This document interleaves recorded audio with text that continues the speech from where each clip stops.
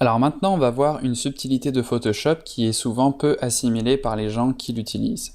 Alors, la subtilité, c'est la différence entre l'opacité et le fond. Pour ce faire, je vais vous montrer un exemple précis. Donc, je vais faire un nouveau calque avec un point noir dessus et je vais dupliquer ce calque pour faire un deuxième point noir. Et le premier calque, je vais le passer à 25% d'opacité, tandis que le deuxième calque, je vais le passer à 25% dans le fond. Donc pour l'instant, on pourrait croire que c'est exactement la même chose, les deux calques sont absolument identiques, pourtant il y en a un qui est à 100% dans le fond, 25% dans l'opacité, et l'autre c'est l'inverse.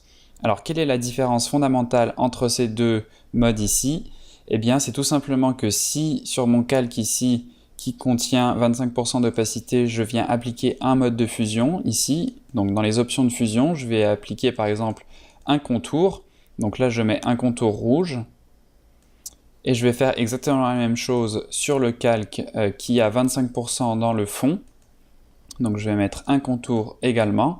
Et là, vous voyez que pour le coup, on n'a pas du tout le même résultat.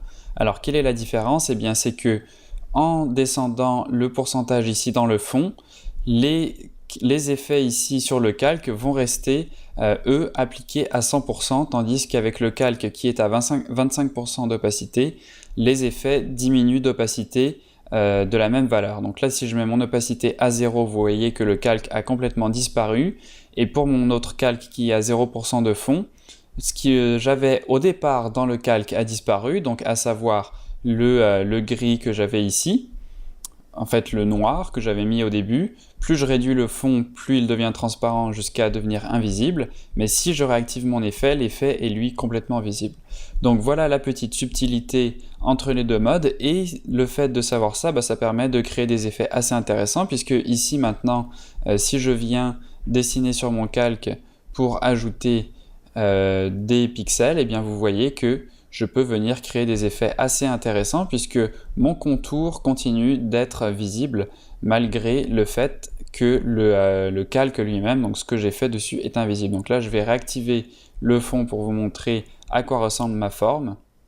Et donc vous voyez que j'ai tout simplement un contour qui vient s'ajouter par-dessus.